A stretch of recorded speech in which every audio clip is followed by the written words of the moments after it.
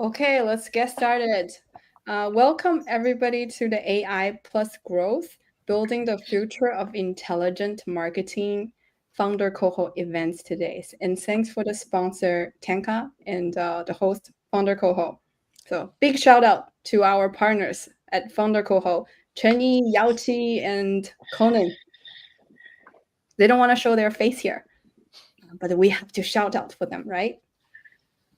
And we're just gonna sit here for 2 more minutes before we get started. If you do join this live stream, feel free to share where you're located and what you do with everybody. And you can start asking questions. Andrew or Justin and Bei might pick up.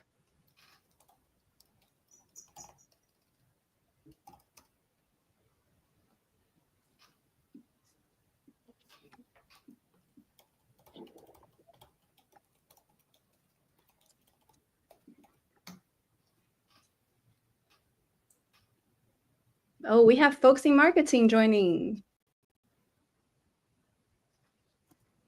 Andrew, are you sharing your startup name to the private chat? The comment. Yeah, share it on the comment.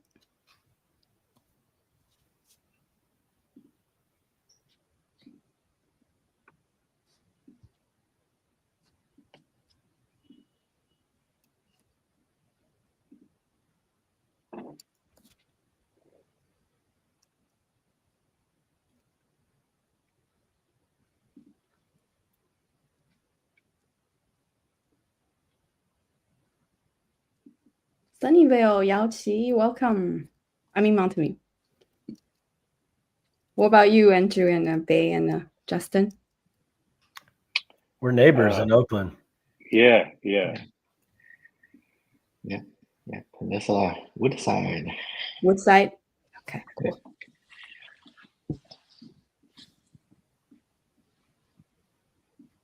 Shout out to Leslie, my newest intern at Growth Experts. I recognize that name.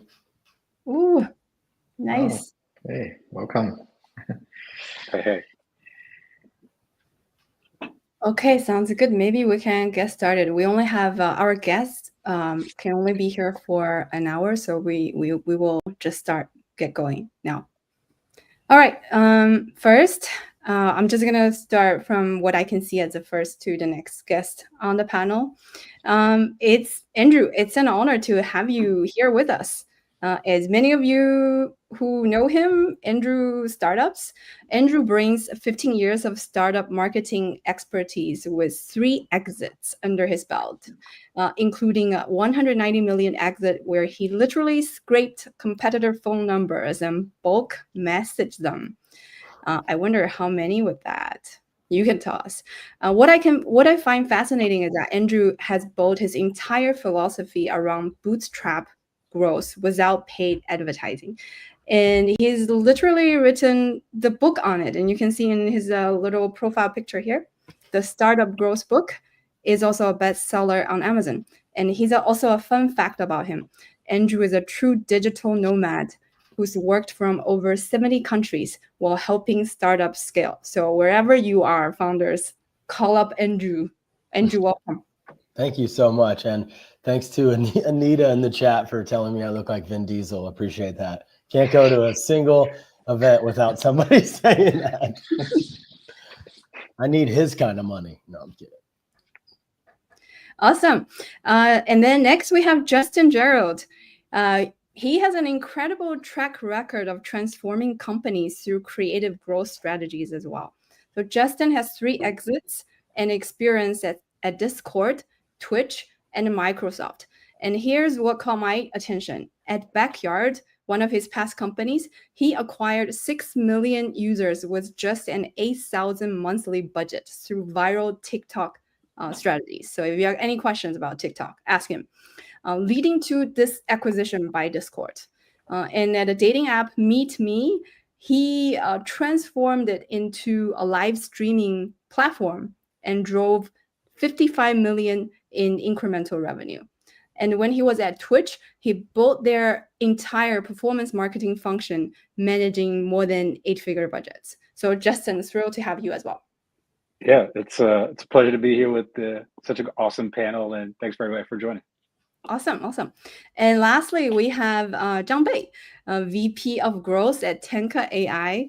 Bei is building something fascinating as well. He's building a founder companion AI agent with actual long-term memory that remembers all the contexts that you have to deal with and execute end-to-end tasks.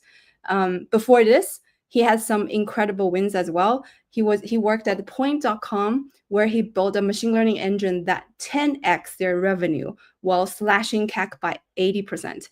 And when he was at Grammarly, where he managed a 200 million marketing budget, he helped scale their B2B business from zero to over $50 million.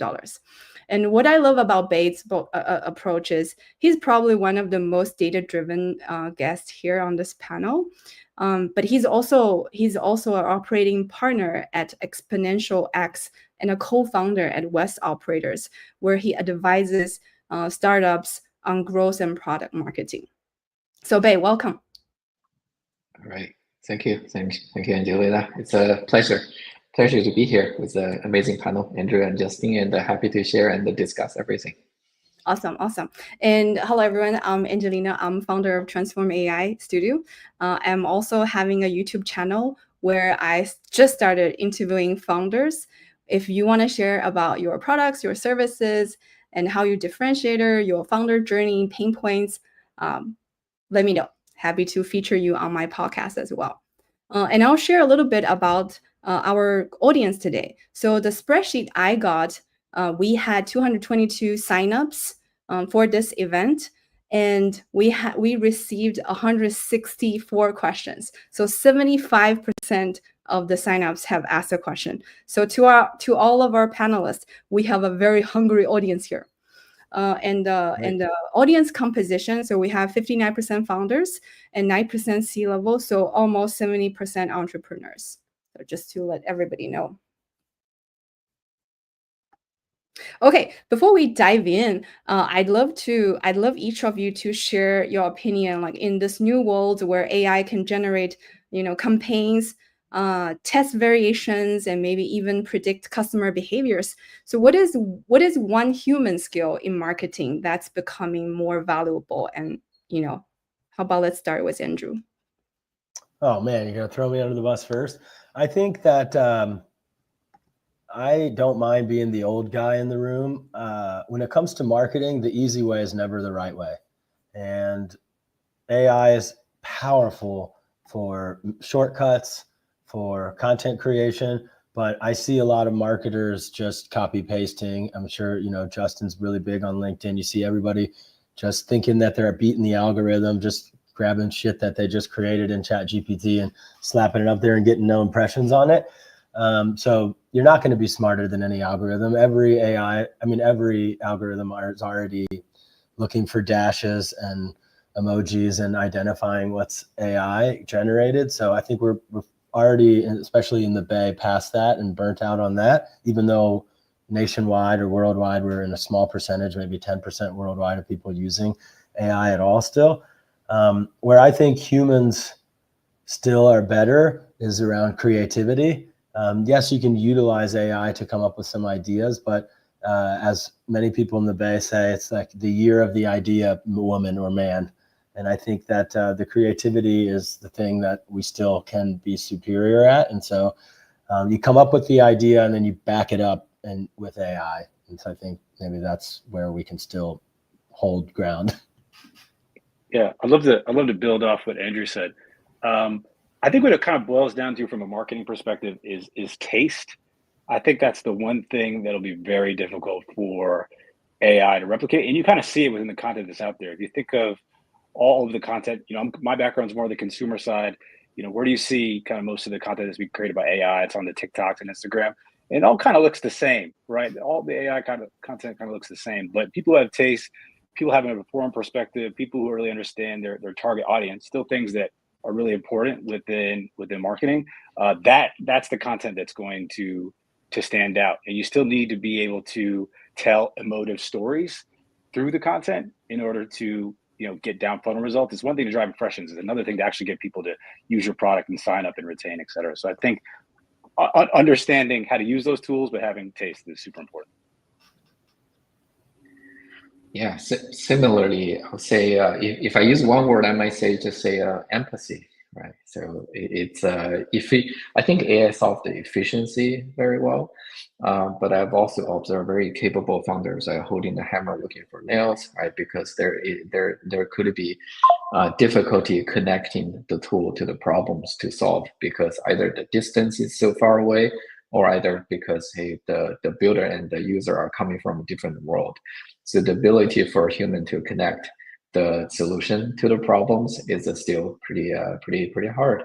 Maybe AI will do that, but so far I've seen that's been a major connector, right? Just ask a lot of companies, right? Andrew, you mentioned you love to work with companies seed and pre-seed, right? I think that's where the product market fit, empathy play a pretty big role, and I haven't seen any AI tools to help me with that.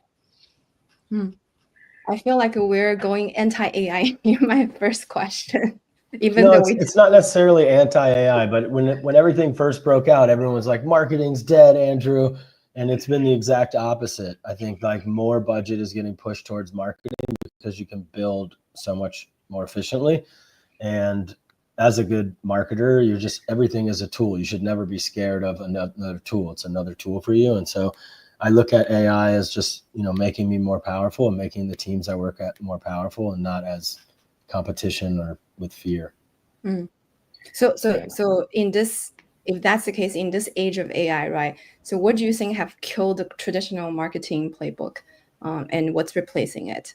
And can you also define what is the traditional way of doing it?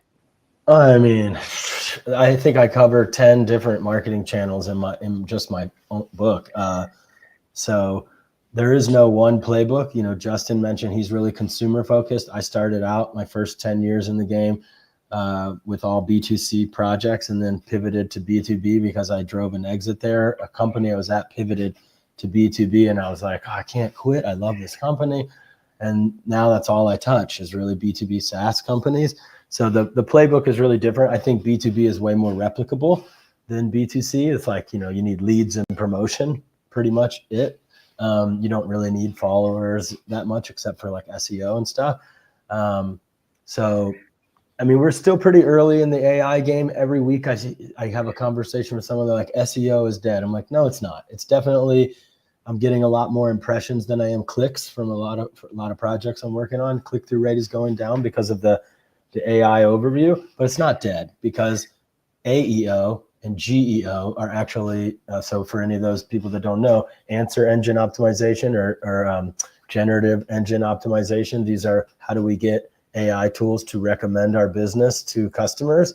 It's amazing because even more than SEO, if ChatGPT recommends your business, you're going to go use that business. You don't even question it. I myself, looking for a therapist or something, whichever therapist is recommended, I'm just like, yeah, take my money. I trust it. That actually is the same frameworks as SEO. Content, creating listicles. It's very hackable. I don't want to say anything black hat on here, but and so I think like not that much is really that different. I've been around long enough to see people think things are different in a small tunnel. It's just like this. I won't get political, but it's like the same thing. If everybody thinks the world is ending right now, if you're like 40 or younger, but if you talk to someone that's old and lived through Vietnam War or whatever, it's like the same shit. So that's how I feel. Sorry, pardon my language. I could jump in next, unless maybe you'd like to. Yeah, go ahead. When I think of traditional marketing playbooks, like a lot of times they typically require some type of paid spend, right? Like you got to spend a little money to kind of get your first users or to figure out testing, et cetera. But I think that with AI and content tools now, right, like you actually don't need money to do a lot of the initial testing and experimentation. You got distribution platforms like TikTok, where if you're willing to get in front of a camera, you can create content. You can, start writing on LinkedIn. You could create your own newsletter, Substack, et cetera. And so I think that what's replacing dollars now is your ability to, it's like speed, iteration, and real-time community feedback. And there's so many channels where you can do that, where, previously you had to think about, oh, well, how much money do I have to even spend to do this experimentation? Whereas you can do a lot more now with less, and the tools really just empower you to get started. Yeah, agreed. So without repeating, right, what are the awesome points both of you are making? I think really the roles has really evolved, right, from the older book.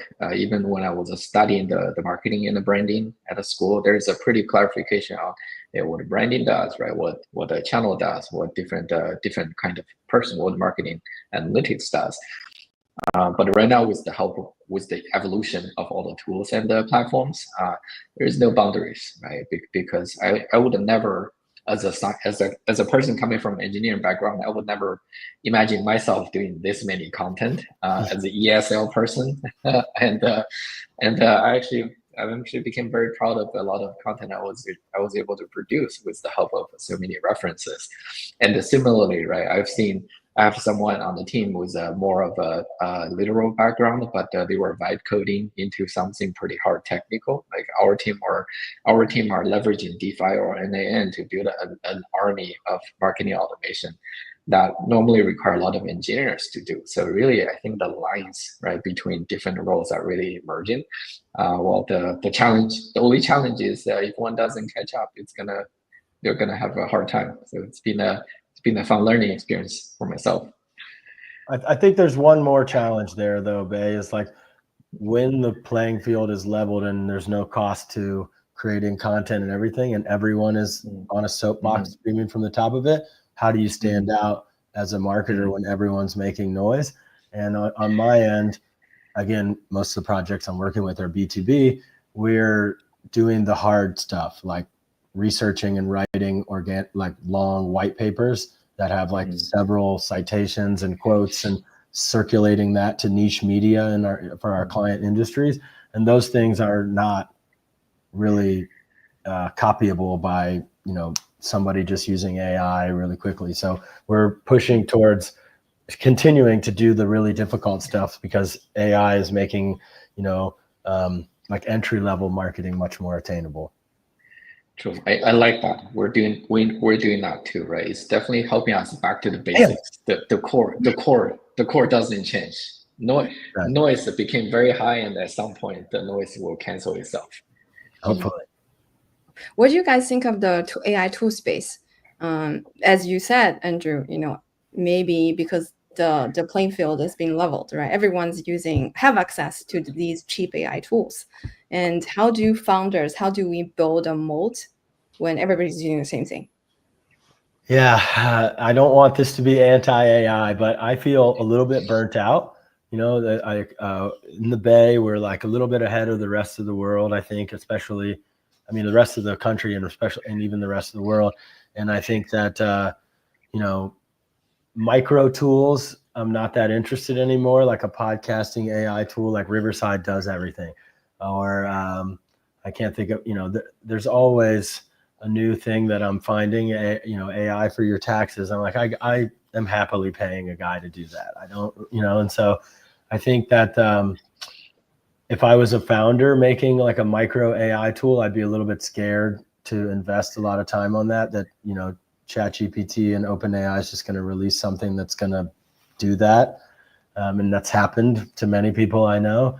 From a marketing point of view, I think that there's definitely 5 or 6 tools, I don't know if I want to name them, that we're utilizing a lot, that are working and helping. And like Bay said, like removing the need to really have a larger team, empowering junior marketers on my team to be able to do the work of like 4 people. I have a tenant out my property that's an AI engineer who is doing the job of like 6 or 7 people himself. With his AI he has tools that are QAing for him now, and he has tools that are monitoring the QAing, and so I think that the more technical you go, the better they are. But for marketing, there's definitely some core tools that have been around now for like a year that are really good. Nothing like amazing is coming out for me in like the last month or 2. Okay, so Justin, go ahead. Yeah, I'll be quick, right? So 2 things, right? For founders to build a moat. So really, sometimes I'm not sure if we need a moat, right? Not everything needs a moat. I think 2 aspects to that is, streamlining the operation and distribution does help all the founders to focus on the value delivery. I think ultimately, right, the customer care about value delivery. Like for example, Andrew, right, you need to pay someone for tax. Do you need to pick the best tax person in the world? No, right? You pick the one you know. So as long as there is a value, I think there is a reason for the product to exist. So that's number one. And the number two is I do see that the automation and everything is forcing founder to think about what are the really scarce resources to leverage. Right, this is where it's making it more challenging to be a copycat, but it is driving people to think about what's a unique value. Maybe that's access, maybe that's a domain know-how, right? Maybe that's certain information in the back pocket that nobody else have. So it's pushing the team a little harder to think about what might be really valuable versus, right? Sometimes in the past it could be like a speed, but right now, right, even speed might not be enough. What I would say is, this conversation is about like AI and growth and how to use tools for growth. And like whether you're in an AI context or prior to AI, the biggest driver of growth is retention.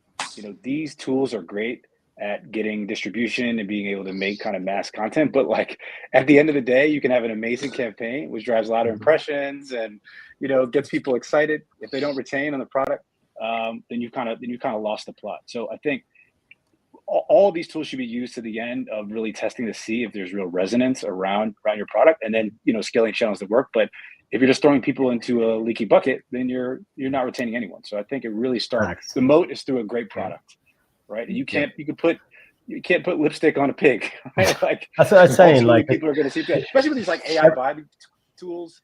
Like a lot of those, great marketing, but what does their 6-month kind of retention look like? And LTV back that we kind of remains to be seen. We're still pretty nascent, but I think creating a great product, ultimately everything else is able to drive the ultimate marketing, from a great product. Right. Yeah. Yeah, right on. That's actually something I'm focusing on right now. I think we have many levers to pull, but I think there's a room to improve on the customer retention. So that's exactly where, it doesn't matter how many tools we use. We actually recently decided to pull a little back on the marketing and put more effort on the product because, right, that's really what the value it's been delivered. Yeah, marketing is not here to solve a PMF problem, right? It can help. It can you need traffic. You need users to come in to prove out PMF. Okay.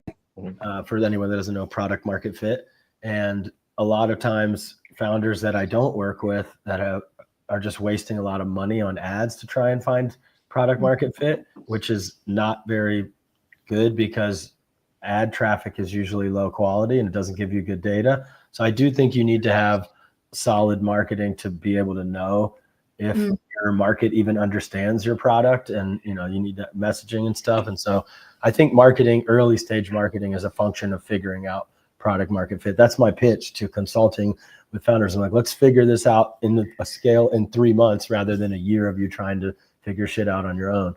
So sorry to interrupt you. Yeah, no. A very good comment. I mean, we have a lot of founder audience here interested in more of this. But before we get into that, can you guys comment on the maybe quantity versus quality? Because there are more automation, we have more productivity, right? And more, does that mean that more proliferation of marketing assets? And do we need to produce more, right? And Justin, you mentioned about taste. So there's a trade-off there. Can you guys comment on this? Do we need to increase volume or taste, quality? Yeah. So I mean, go ahead. Go ahead, man. Go ahead, man. Okay. Yeah. So to me, we suffer from we don't have enough to even express enough the product mentality and the rationale. So for us, we're nowhere near like being plentiful, right? We're just so short of staff. And we weren't able to produce enough to even explain properly what do we want to deliver to the customer. So for us, AI is so helpful to get a right of quality in place. So in return, it gets the quantity, right? So after that, do we want to do more? Do we want to repeat, right? Definitely the marginal benefit will diminish, but at least for us to get it from not enough to sufficient, the quality still matter to us for this stage. Justin or Andrew, more comments on this one? I think Bay nailed that. Cool. Okay. We have a lot of audience who, founder audience who are interested in like, how do we grow with a shoestring budget, right? So let's say if I have $10,000 and 3 months runway, what should I do? Should I hire a growth hacker like Justin, Andrew, Bay, or invest in some AI tools? Andrew, you shook your head. So I think you can't give a one size fits all for. You need to tell me the industry, the product, the price point, the market, who the customer is. But just when I do like talks, like actual workshops, I try to make like blanket strategies. I feel like if you have that short of a deadline, just spending 24 hours a day, just messaging the right potential customers and figuring out what messaging works and what platform works, what type of content works. Time is worth more than money at that point. But, I guess you can, if you already know those things, you can throw some money at paid ads to get more impressions and more, quick wins there. But, I see Nikita complaining in the chat about like we're criticizing AI. I just feel like there's always a new thing. People are always like, there's a new thing. The same strategies consistently work for me. And so if you're running out of time and money and you haven't gone immediately to LinkedIn and message potential customers, or let's say it's a B2C thing. I'll just make up an example. You are an AI tool for making wills or something so you go to X or Twitter, or however you want to call it. You can search by keyword and by hashtag, and you can find people complaining about not having a will or talking about their estate or their parents passing away or whatever. I'm just making up an example, but those things don't cost any money, and I can immediately DM 5 or 10 or 20 people that have proven by what they said self-qualified to be needing this product that I have. And so I think those are the best things to do. I mean, if you are, you need much more scale than that, and you want to spend a little bit of money, I really love PR. It depends again on the channel and the product and what you're doing.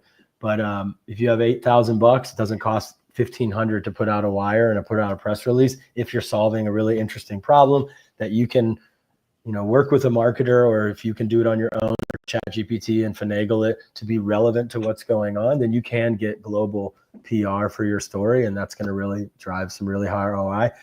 When I was in B2C dating app stuff back in the day, Justin, I remember we got a Bustle article that drove like 40,000 downloads for, I don't even know if it costs money, that just from really focusing on PR. And so there's a bunch of really amazing things that you can do, and none of them have anything to do with AI. But so that question's not necessarily related to AI. I don't know if Justin has a different answer, but I just off the top of my head don't think you need to spend a ton of money if you're running really like deadline like that.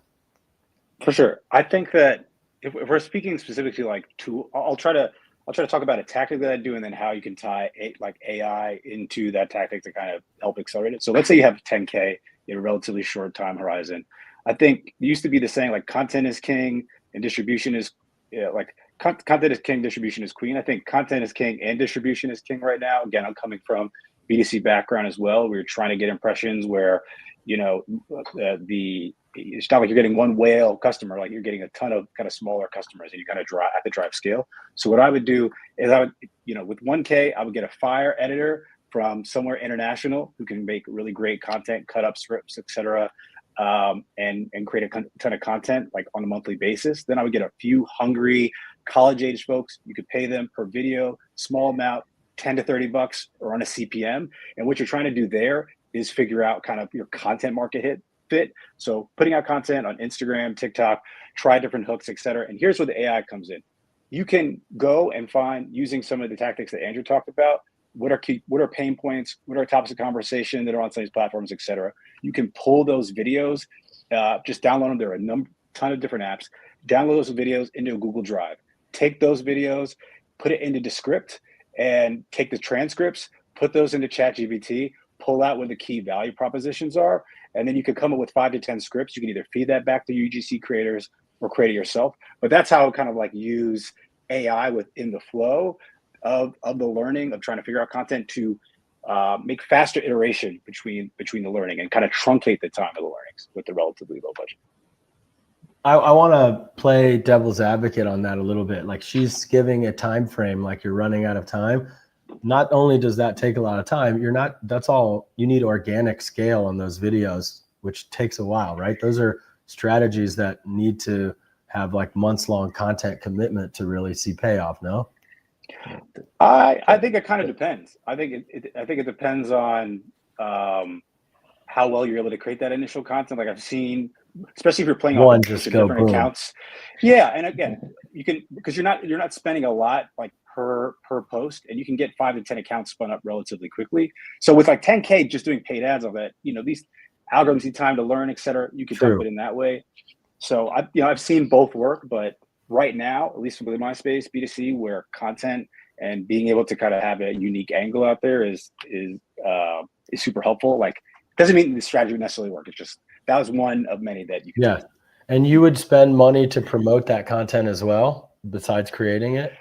I think what you ideally do in an ideal world, after you've done the script, after you find something that's worked, what you're trying to do is find a piece of content that works and put paid spend behind through like whitelisting or Spark ads, the stuff that's worked really well. That's what I found. You're using this as a testing ground. And then once you have a hook, you're able to look at the engagement of the post. You're actually seeing some trickle in of users come in, put some paid spend behind that and boost it. Respect. Yeah. So are you running daily sprint on this kind of efforts? Like every day? Yeah.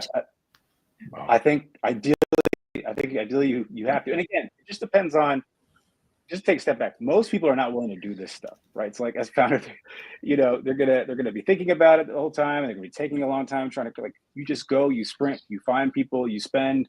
If you're early stage startup, right? I think we've all kind of been there, folks on the panel.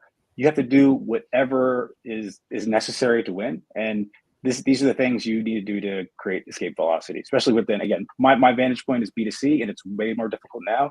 So yes, daily sprints, testing, constantly iterating, using all the tools that you have. How much time would you allocate in doing this? Using this as a tactic? Yeah, per day. For instance, how many hours do you have to, like, are you envisioning like spending on doing this? I mean, it depends on when you're running out of money, right? If you're saying, Justin, you're about to run out of money in 1 month and you have to figure this out, I'm spending 5 hours a day on TikTok and Instagram till I become an insane expert on the platform. I know every viral hook, content piece ever. I'm DMing, going on Upwork, I'm going on Fiverr, I'm finding editors in Estonia who I could pay $50 to create, content. I'm creating content myself, right? I'm spinning up multiple accounts. And it has to start with kind of a actual user pain point or persona, right? Like, just putting stuff out doesn't necessarily, but if you feel like you have something that actually works, you have to be going 1,000,000 miles an hour right now in B2C in order to create breakout velocity. Awesome. Bait, any more insight? Yeah, because I'm more in that's good to learn. Good learning, Justin. Thank you for sharing. Right? Because I'm more in the B2B space. If again, separate by 2 questions. If there is only 3 months runway, I think that's a beyond savable, right? The founders need to spend money on the funding team, get pumped up, and knock on the doors, call someone, right? That's not AI tools can save in my space. but if the timeline is a bit longer, I would absolutely build up the automation, which is something I'm doing now. I am right to answer what Nikita was asking. Now, I'm not hating the tools. We're using a lot, right? Our team are using DeFi and AI to build automation. We're using a combination of the native LLM tools, right? Plus the subtitle, plus the video editing, plus Canva. We use a lot of things to automate a lot of, our goal is to build an army, right? So our army meaning 30, probably up to 30 and 40 marketing AI agents to work for us across different spaces, because we need to deliver the value. For us, it's a high, what we're building is a high converting and high touch tools. So we think it's worth investing into those elements. A lot of people are asking about tools. So is there any AI tool or AI implementation, or including workflows, that can actually drive 10x ROI that we should know as founders? I can maybe jump in on this part first. So like Andrew, I do a podcast try to do it weekly, but sometimes it's hard. So it's kind of more bi-weekly, but you have 20, 30 minutes of content. And I love Opus Clip. I don't know how many of y'all have used that tool, but it's kind of AI short form video content creation tool. And what it does, it's really cool, is it takes a bunch of raw video content. So again, I got 20, 30 minutes of content, and it will cut it up into what it believes to be viral content Shorts, based off reels. of hooks, shorts, reels, etc. And then essentially I just calendarize that out. And then I have a month and a half of short form video content that I can put out. And now, so you may say, well, what about the quality of that, etc.? For me, it's about a leap. Where I'm investing more of my time is on my LinkedIn, but what my YouTube does is it gives people a sense of my voice and things that I'm interested in, et cetera. And then I'm just able to pump out, a ton of content that generates interest. And a few of those, will get 5,000, 10,000 views occasionally, but it just allows me to kind of take the time where, I'm working on the other content platforms where I'm investing more of my time, and allows me to kind of automate the process of YouTube short creation, which can take a lot of time, but this tool really helps to truncate that. Opus Clip is great. I find that it still needs a lot of manual insight on finding the right, really valuable content. Like, it'll make clips, but it's still a little rough on where it knows the highest ROI stuff is. But that is a great one. There's another one for podcasts called Podcast Bud, which does other things to Opus Clip, like creating transcriptions and blog posts and email content out of it that you can blast to your newsletter and add to your Substack as well for like $50 a month. The podcast stuff has been good. It's a worthwhile time investment, but honestly, the best thing for me still is LinkedIn automation, and it's not an AI tool. I'm not going to name the tool because there's hundreds of them out there. But if you're doing B2B like Bay and I, and you're really trying to help people, and you have a lot of value in what you're offering, and you really know your target, then just, a software that's just doing constant 24/7 legal inside the parameters of what LinkedIn allows outreach and starting those conversations for you is a massive, massive time saver. I mean, you would not be able to manually go in there all day and be like, oh, I can help you. How are you doing? And then follow up with them. You don't need a CRM. It just does the follow-ups for you. Messaging is really key there. There's lots of people that are, dear sir or madam, I looked at I'm not using AI web hooks and trying to relate to them. I saw that you're in this group, and that stuff actually hurts you more than it helps you. It's just very short, simple. Hey, Andrew, I saw you're an early stage founder. You don't have a marketer, like, what's going on with marketing? Let's have a chat. And that is a massive, massive time save. So if you're in B2B and you're listening to this and you know who your customers are, I can't stress enough how much LinkedIn outreach still will crush email. I mean, email stuff, I don't want to blanket across all projects, but because there's so many email lead gen AI startups now, like Coular and many other ones, they're creating like spoof domains and doing millions of spam emails for people. Like, the email value has gone down a lot. And Justin Bay, I don't know if it's the same for you. And LinkedIn just still continues to produce a lot without me needing to do daily content and things like that. It's different. Definitely, Justin was mentioning offline, he gets a lot of inbound. That's better than outbound, because if they come to you, the sales cycle is short. So that's definitely amazing. But outbound, I feel like the breadth is wider, and I'm able to target it to companies that I want to speak to. Yeah, that's definitely sounds familiar, right? And Andrew, for B2B, this can take forever to list out all the tools I need to use, but I think one just have to know the LinkedIn, the Clay, right?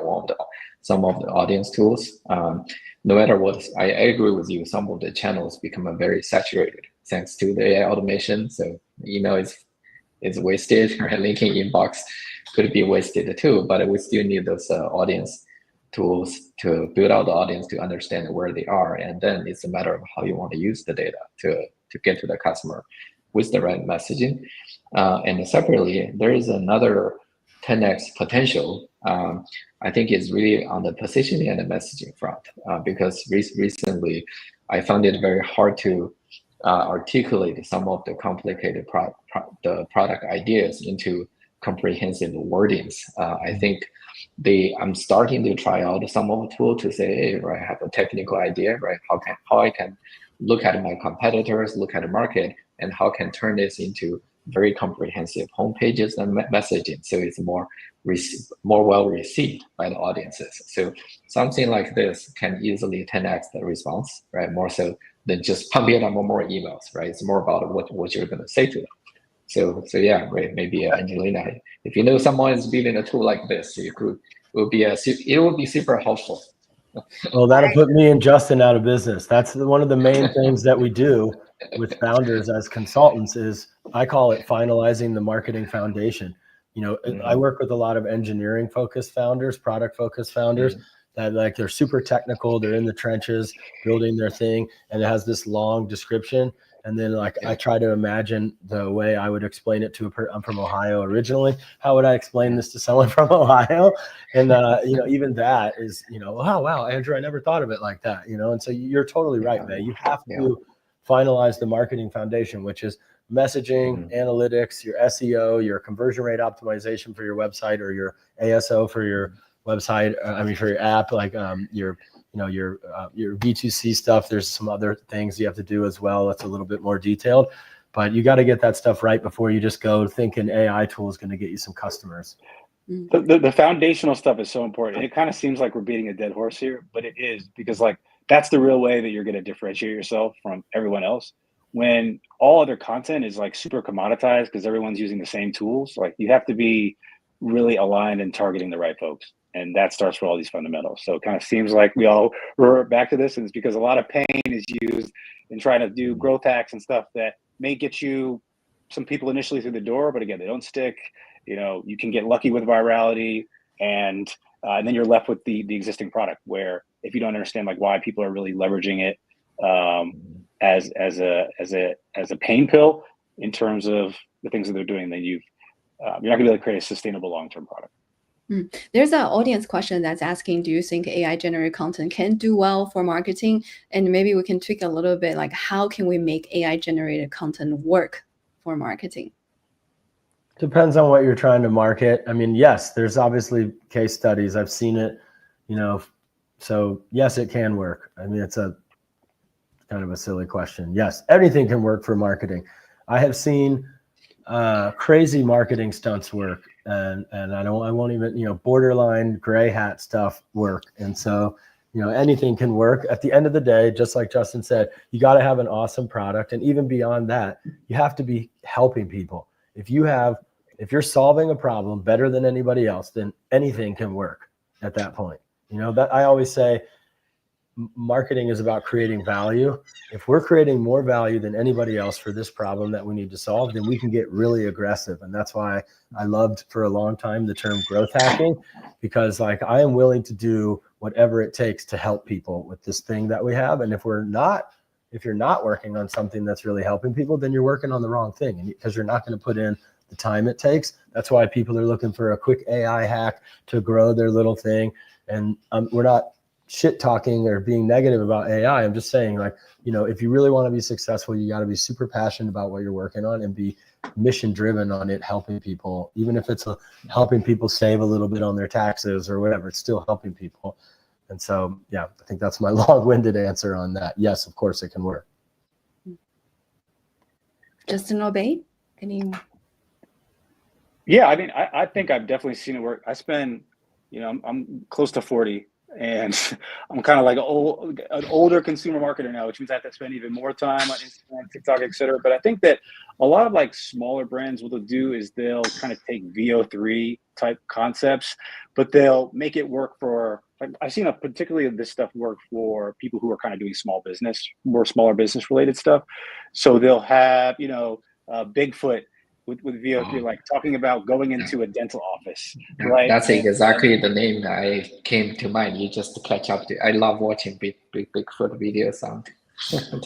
Yeah, because like, it's working great. Familiar, but it's something that's familiar, feels a little different. So I think that there's like still a time to work for that, but it may just work for like 3 months, right? Exactly. And I think that the point is, with all this stuff, if you're not thinking about the long-term value creation and actually creating a product that works, et cetera, and actually getting people to stick around, these are just tools in the same way that, you know, setting a drip campaign, lifecycle marketing drip campaign will help you. Like it's just a tool in your toolbox to use. But the other thing that I'd say is spend a lot of time. I try to spend a lot of time looking at my customers and other content, because a lot of times you don't need to reinvent the wheel. You kind of take the insight and then use it into your kind of adjacent, you know, use case or form factor, and that also works really well, you know, for products. Yeah. Let's say we do have an amazing product, but it's new. And how do we crack the cold start problem when every channel is pretty noisy these days? So like, how do you get your first win? Yeah. How do you, yeah. So, I mean, I going back to the thing that I mentioned, like finding people complaining about the thing that the problem that you're solving on social media in real time is going to be the easiest thing. Like it's a couple DMs. Hey, I saw you complaining about, I don't have an example off the top of my head. Okay. A new company I'm working with is an AI tool for QAing.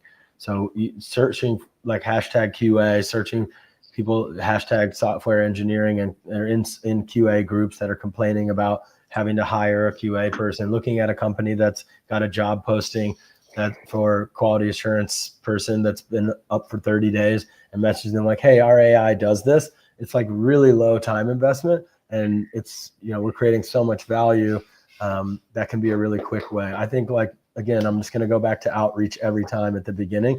You know, every founder is always thinking immediately about things that can scale. My wife is a startup founder. I'm always like, we can do things that don't scale in the beginning to prove out product market fit, like you mentioned.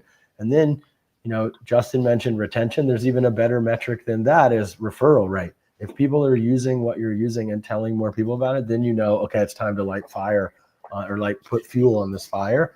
And until then, it's okay to do things that don't scale. And that actually helps founders reframe their brain. Like you can put some time in nights and weekends sending messages to people and see if what you need to figure out.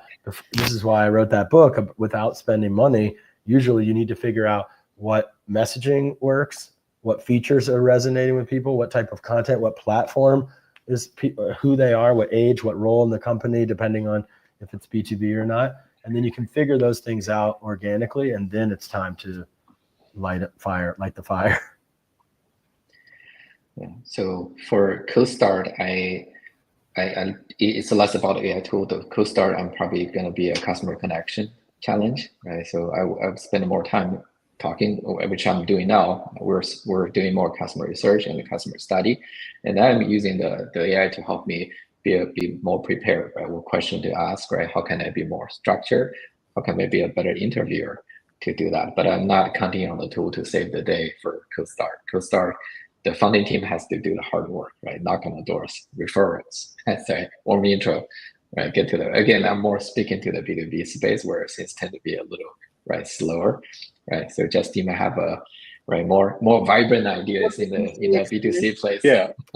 Well, first I got to respond back to Anita. I'm 38, so if that's a baby, I think I just got the Pharrell Young face thing going on. But I'm a little more of a white hair. You know, I shaved down, but I'm a little. I thought you were hella younger than that, to be honest. I was like, this guy's not an expert. He's 21 years old. Drink water, use lotion, try getting to sleep, and have melanin. Melanin. Yeah, helps. I was gonna say that. Melanin definitely helps. But yeah, just to kind of echo everything, like you got to do the hard work at the beginning. My first startup, we had no idea we were building an app for the first time. This is around 2014. And what did I do? I went to my phone book of everyone I ever interacted with and said, will you download and check out my app?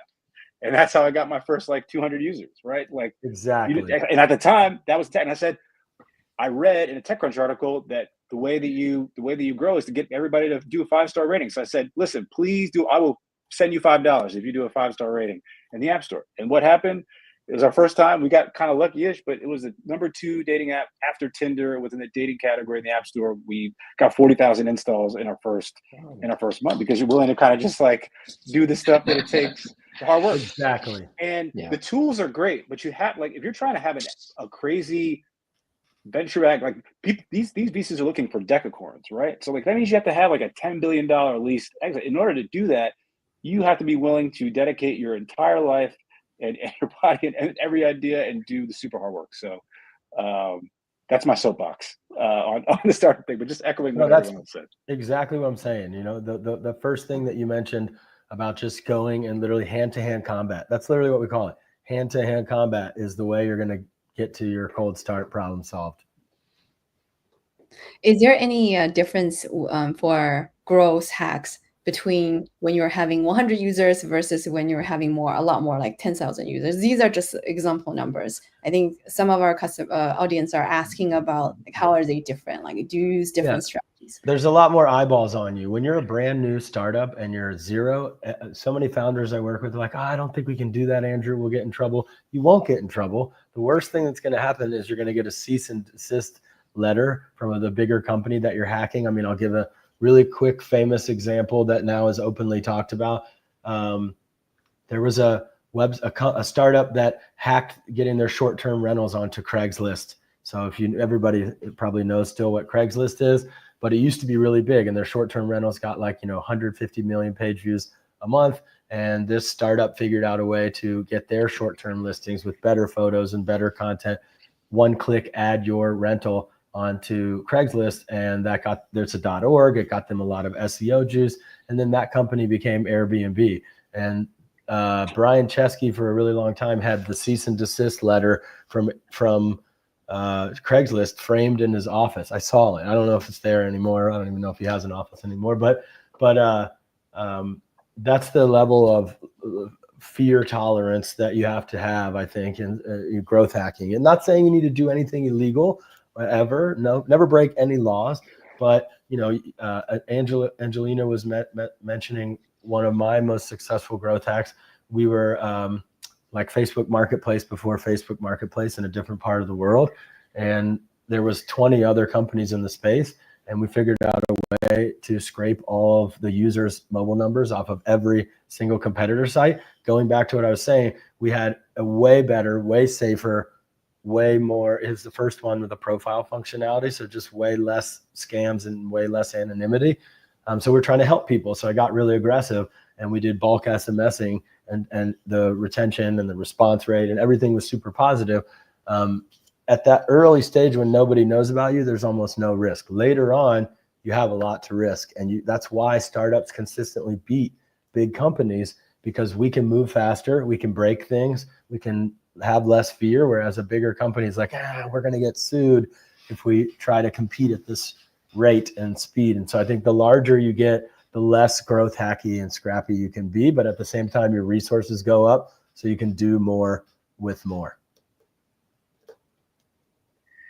Yeah. So briefly, things do look very different when you're in the early stage and in the later stage, right? Other than what Andrew said, what I typically observe is that in the beginning, founders can go very far through their first degree network, and they can make a lot of money. But at some point, that network is going to run out, right? You have to build a system. You're reaching out to people who don't know you anymore, and the difficulty can easily go exponential. In that case, right, the company just have to start to build a system, and the team has to do the delegation. So that's where typically I see a lot of the upgrade happens, and that's also where, right, the company has to really revamp the messaging, because I've seen founders made up to like 5 million ARR without a website, right? So exactly to your point, Andrew, you can make a cold call. You don't need that many, but at some point you're gonna need a very compelling message for the brands that's value, credibility, and the trust. So things do go up. The difficulty do go up at the different stages, and we just need to understand when that's gonna happen, right? And adjust accordingly. Yeah, I'll just add really quickly and maybe be a bit more tactical here. So I think for the 100, you kind of just brute force to get to that number. When you get up into kind of like the five-figure numbers, these are typically things I've seen that work. Product-led growth, so you have some viral mechanism within the product that helps you continue to scale, and it helps with network effects. There's kind of word of mouth. People that's where you kind of have product market fit. It's growing on its own to kind of get past that 100 because people just love the product that much. High output UGC at scale, I've seen that work really well, so particularly when you're paying influencers to create content, and then other people see that content, and then they're creating organic content off that, and that creates a viral loop. That's the strategy that we use at Backyard. The company was acquired by Discord. PR worked really well for me when I was at a dating app that I worked on. It was 3 Black guys working on a dating app. We pushed that story. We got 100 pieces of free press because it's such a compelling story. And that was Love a that. mechanism for us because like the story resonated with the product we were building. And then one thing that I'm not as familiar with, but is started to build more, I've seen a lot really successful for companies, is affiliate. If you can find some really powerful affiliate channels at the right cost per acquisition, that can look very interesting as well. But a bit out of the realm of my expertise, but I've seen it start to work well for some customers.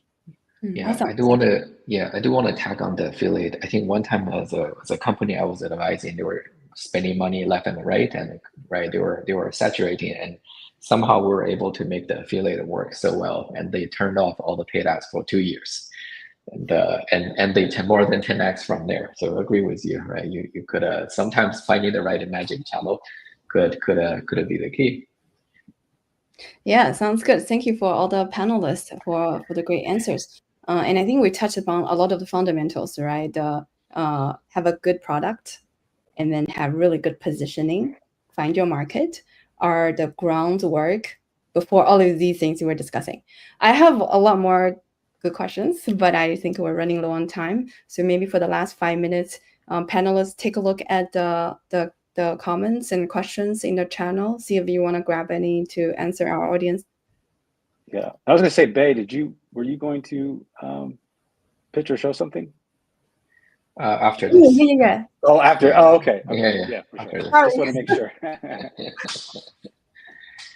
I don't see that many questions. I think we answered most of them. Some of them were kind of just being rude. Target asked, is leveraging Estonian content creators a superior solution in terms of, going out and finding folks? And really what the point is there, it doesn't necessarily mean the country, but what you have right now in a global economy is an arbitrage on people who are incredibly sharp, but are outside of the US and other countries where, they create great content, but it's just a lower cost to bring folks on the team. So I would just say, as you're thinking about, like, I've been a bootstrap founder, I've just operated off of credit cards and ate $6 Subway sandwiches, right, every day. Like, that was the food that I'm just being real. So if any type of arbitrage that I have relative to kind of getting the same quality of output and paying a lower cost and tapping into a wider talent pool, I think that's always, it's prudent in terms of dollars, but can also be really successful.